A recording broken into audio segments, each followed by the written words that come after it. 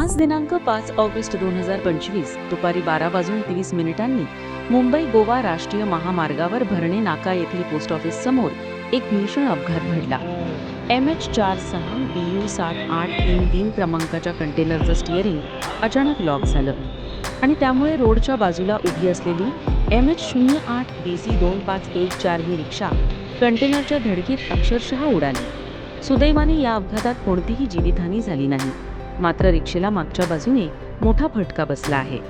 अपघाताची माहिती मिळताच भरणी नाका ब्रिज खाली 24 तास तैनात असणारी श्री जगद्गुरू नरेंद्राचार्य महाराज संस्थान नाणेशधाम यांची रुग्णवाहिका सेवा तात्काळ घटनास्थळी दाखल झाली आणि परिस्थितीवर नियंत्रण मिळवण्यात मदत केली.